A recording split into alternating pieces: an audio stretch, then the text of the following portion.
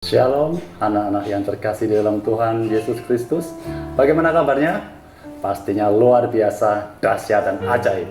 Ya, dalam pertemuan kali ini, dalam pendidikan agama Kristen dan budi pekerti, kelas 7, kita akan membahas mengenai Allah memelihara ciptaannya dan menjaga dan melestarikan alam di bab 5 dan ke-6 sekolah menengah pertama.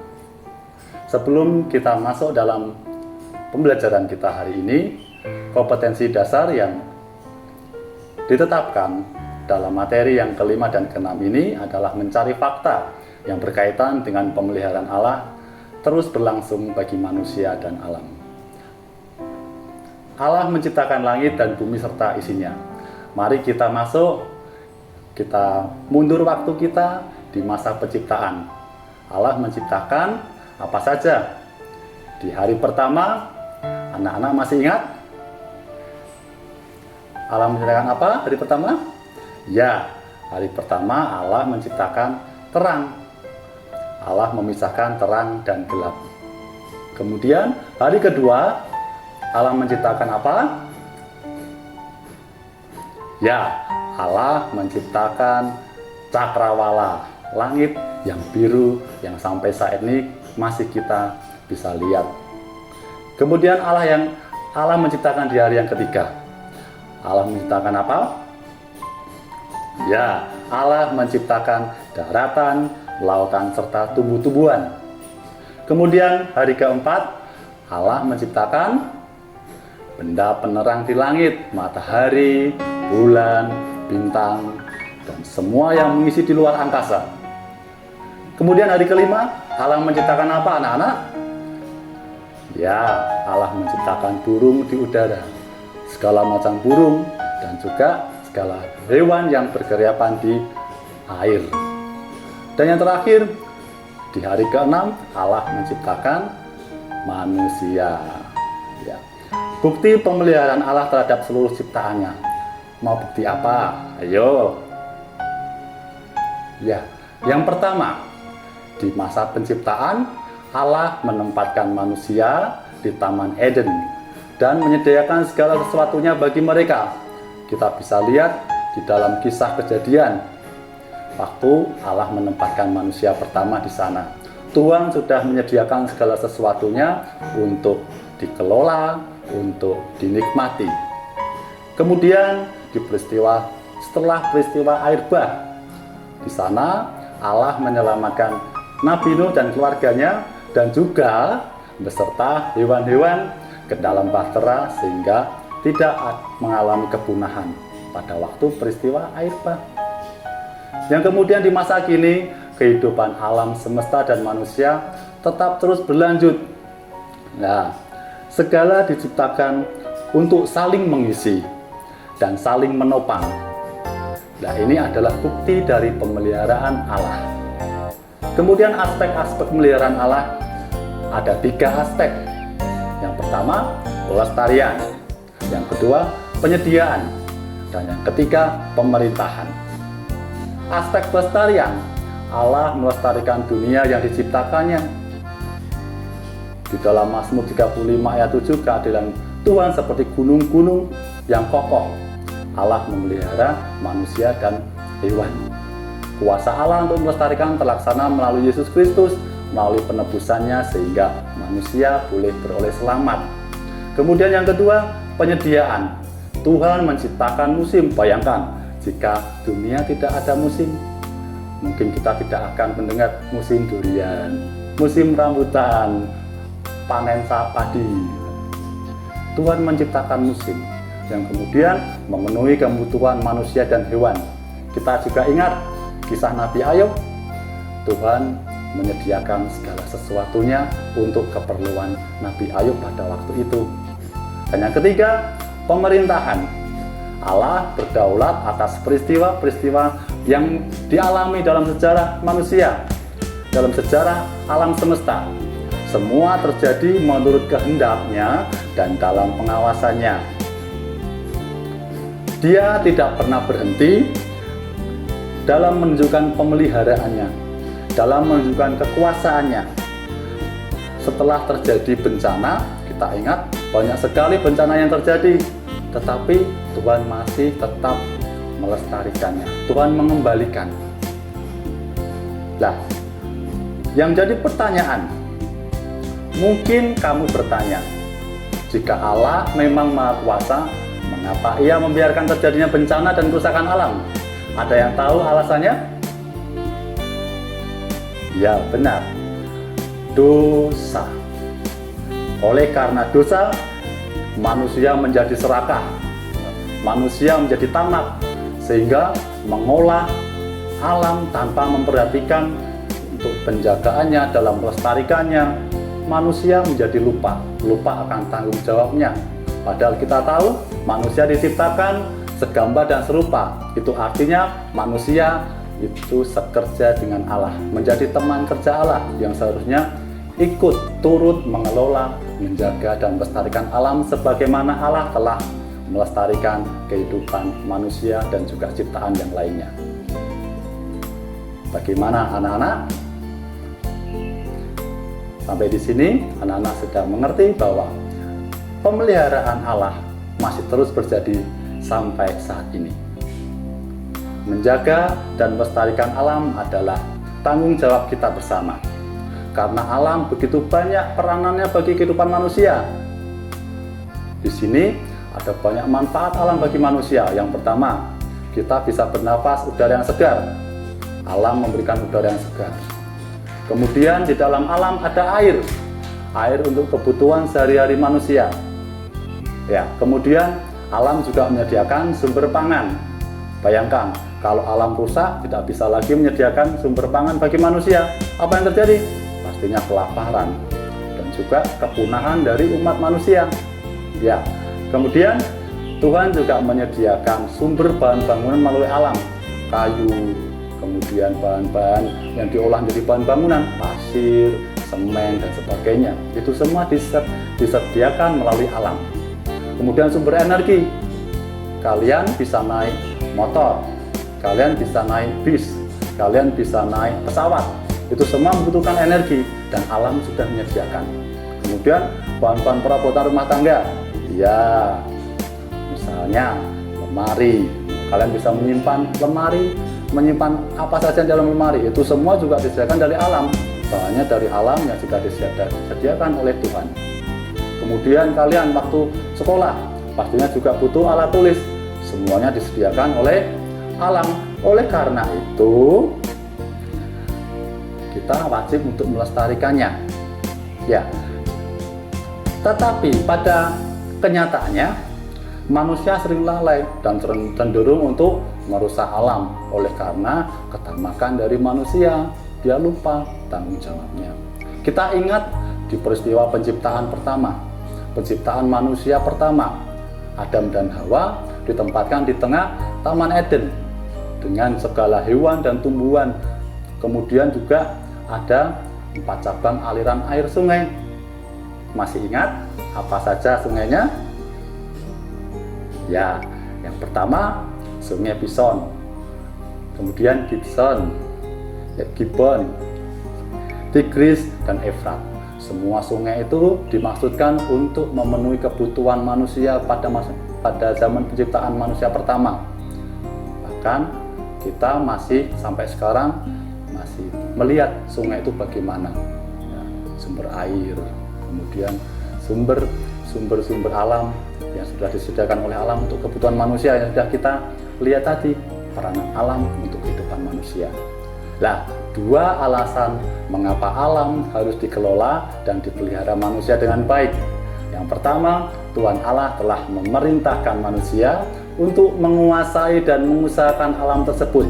Ingat, menguasai bukan berarti semena-mena. Menguasai dan mengusahakan itu artinya mengelola dengan baik. Tidak membuang limbah, kemudian tidak melakukan pembaruan, misalnya penebangan pohon harus diikuti dengan penanaman kembali. Yang kedua, manusia tidak dapat melepaskan diri dari ketergantungannya terhadap alam.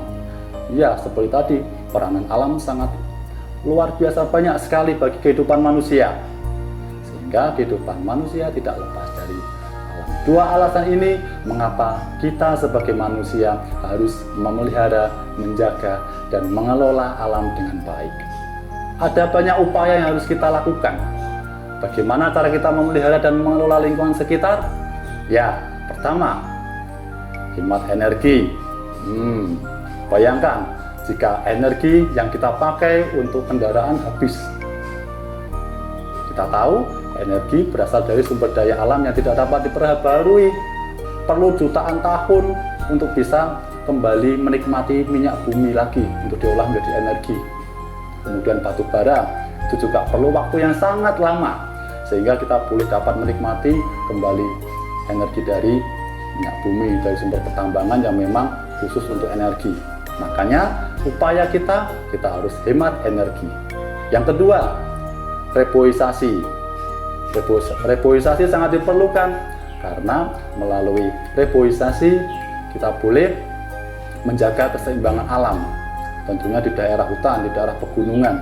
Jika hutan gundul dalam kondisi yang rusak karena pertambangan, karena aktivitas manusia yang tidak bertanggung jawab, akan banyak terjadi bencana, ya, tanah longsor, kemudian pergerakan tanah, karena tidak ada pohon-pohon besar yang menahan aliran air. Yang kemudian upaya yang dapat dilakukan oleh manusia, perluasan hutan lindung. Kita tahu hutan lindung itu menyimpan banyak sekali ekosistem alam yang dibutuhkan oleh manusia. Hewan beraneka ragam hewan, beraneka ragam tumbuhan, kemudian di dalamnya juga bermanfaat untuk penahan air dan sebagainya.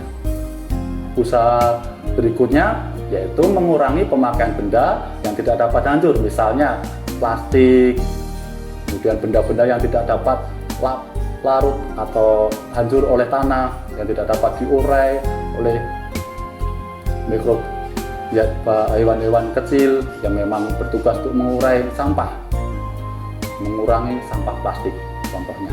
Kemudian mengurangi penggunaan pestisida. Nah, kenapa? Karena pestisida dapat merusak kesuburan tanah.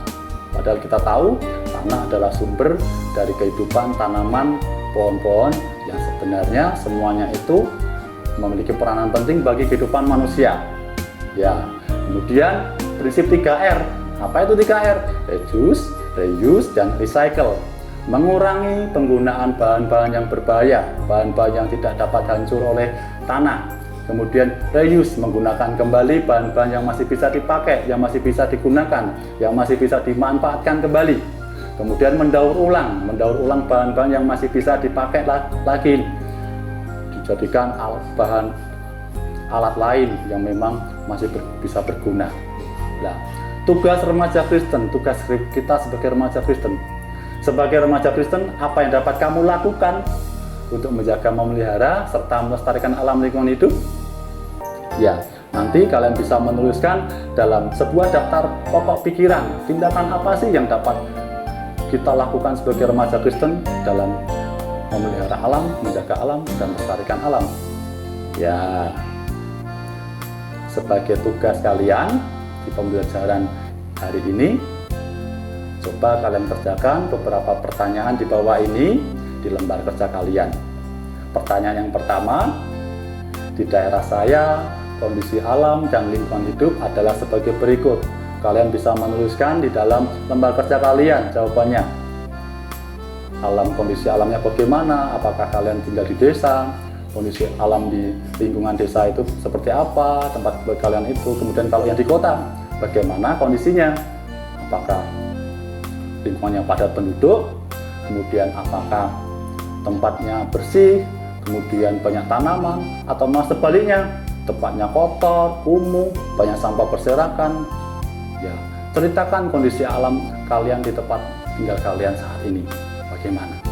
Nah, kemudian yang kedua, berdasarkan kenyataan tersebut, tindakan nyata apa yang dapat saya lakukan? Tindakan nyata apa yang dapat kalian lakukan sebagai pribadi remaja Kristen? Ataupun sebagai pribadi dalam kelompok remaja? Apa yang harus saya lakukan dengan melihat kondisi alam tempat tinggal kalian?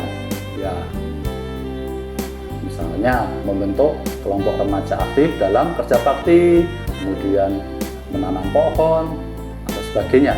Kalian bisa tuliskan di jawaban nomor 2. Kemudian yang terakhir nomor 3, mengapa kamu harus turut bertanggung jawab memelihara serta melestarikan alam lingkungan hidup? Ya, kalian jelaskan alasannya. Mengapa sih kok saya harus ikut bertanggung jawab dalam memelihara dan melestarikan alam lingkungan hidup?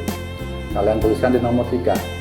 Nah, kemudian jawaban kalian kirimkan ke guru pembimbing kalian masing-masing dengan format pengiriman nanti bisa disampaikan oleh guru kalian bagaimana cara mengirimkannya sehingga guru bisa menilai hasil pekerjaan kalian.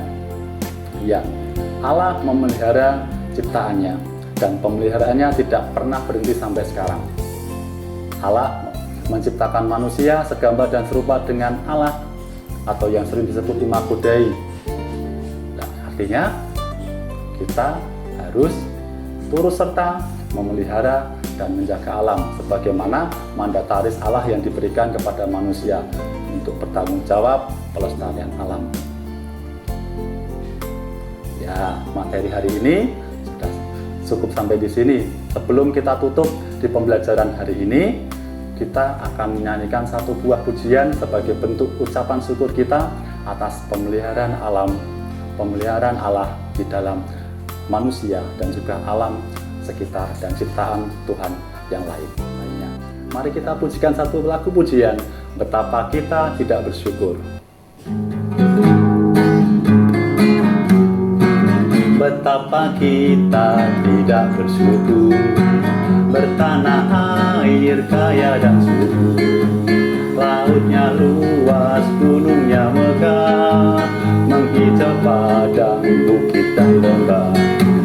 Itu semua berkat karunia Allah yang agung maha kuasa. Itu semua berkat karunia Allah yang agung maha kuasa. Sekali lagi, betapa kita tidak bersyukur, bertanah air kaya dan subur, lautnya luas, gunungnya megah, menghijau padang, bukit dan lembah. Itu semua berkat karunia Allah yang agung maha kuasa. Itu semua berkat karunia Allah yang agung maha kuasa. Ya, mari kita berdoa kepada Tuhan sebelum mengakhiri pembelajaran hari ini.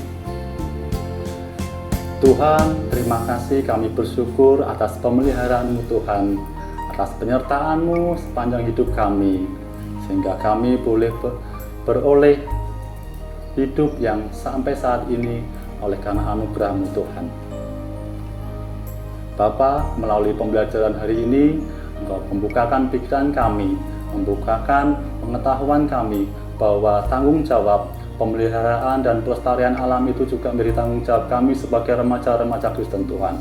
Engkau pimpin kami untuk menjadi orang yang mampu berhikmat bagaimana memanfaatkan alam dan sekitarnya dan juga memeliharanya. Terima kasih Bapa, kami mengucap syukur dan berdoa di dalam nama Tuhan Yesus Kristus. Haleluya. Amin.